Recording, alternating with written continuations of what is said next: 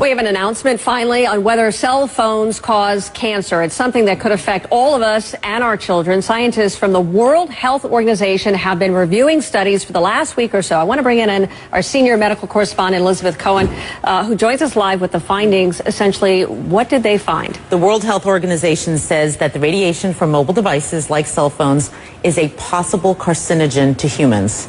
This is a very big deal because you and I have done segments about this before. Sure. It has gone back and forth. And this is really the first time that a large group, and it doesn't get any more sort of prestigious in many ways than the WHO, to say that it's a possible carcinogen.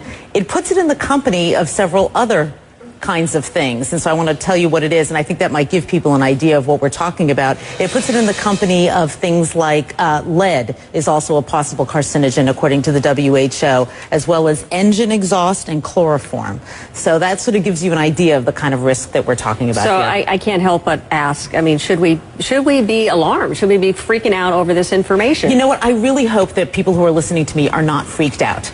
For two reasons. One, they won't do the right thing, and we'll talk about what the right thing is in a minute. And two, they'll panic, and that's kind of silly because all these years we've been on cell phones and holding them to our heads, which is what we're talking about as being bad. That's done. You can't do anything about that. And if you're on the phone right now, you don't need to drop it. You know, it's not that kind of a carcinogen. It's a kind of a carcinogen, or allegedly, possibly, that would build up over time. One phone call, doctors tell me, is not going to give you cancer. So what should we be doing? With this new information, what on earth should we be doing now? We are so lucky that there is something that we can do, because a lot of medical problems we can't, but we're lucky that there is something, and I am holding it in my hands right now.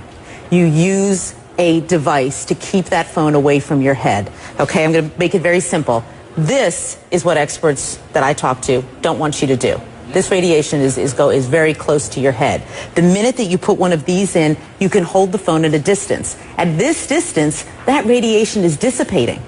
It's not going to affect you very much, if at all. Hold it away from your head, which means using a wired piece like this or a Bluetooth, or put it on speakerphone. Keep it away from your head. That's the bottom line, and it's really easy to do. I mean, I can count on one hand the number of times in the past year that I have spoken on the phone like this. I just don't do it. I'm going to change my habits.